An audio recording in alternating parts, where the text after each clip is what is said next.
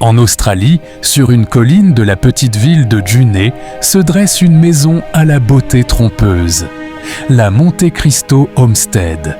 Derrière ces balcons élégants, c'est un mausolée vivant, marqué par des décennies de drames et de morts. Tout commence avec la famille Crowley. Christopher, devenu riche grâce au chemin de fer, y installe sa femme et ses enfants.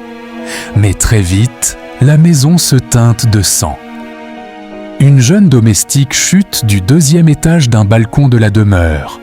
On parle d'un accident, mais certains murmurent qu'elle portait l'enfant de Christopher Crowley et que sa mort n'a rien d'un hasard. Depuis, ses sanglots résonnent encore près du balcon. Ça n'était que le début. Dans les écuries, un garçon nommé Maurice est accusé de paresse par un contremaître. Pour le punir, on met le feu à sa paillasse. Les flammes le dévorent vivant. Certains jours, on y sentirait encore l'odeur de chair brûlée. Même les Crowley n'échappent pas au malheur. Une de leurs petites filles trouve une mort brutale, après une chute dans l'escalier. Ce drame marquera la famille à jamais. Mais l'horreur ne connaît pas de fin. Dans une dépendance de la maison, on découvre Harold, enchaîné depuis l'enfance, caché du monde à cause de ses troubles mentaux. Des années passées dans l'ombre, avant d'être arraché à cette prison. Mais son esprit, lui, semble ne jamais avoir quitté les lieux.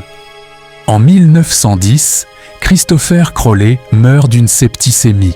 Sa veuve, Elizabeth, sombre dans la folie. Vêtue de noir, elle ne quitte plus Monte Cristo. Pendant 23 ans, elle vit recluse, priant jour et nuit.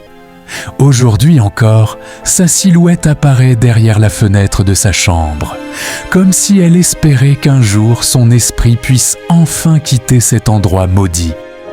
La famille actuelle, qui vit encore entre ces murs, raconte parfois ressentir une présence. Un souffle froid dans les couloirs, des pas résonnant sur l'escalier vide, comme si Monte Cristo refusait de laisser ses fantômes derrière lui. Monte Cristo Homestead n'est pas seulement une demeure victorienne, c'est un tombeau où chaque mur garde la mémoire des drames, un lieu où les morts refusent d'abandonner les vivants. C'était presque une histoire.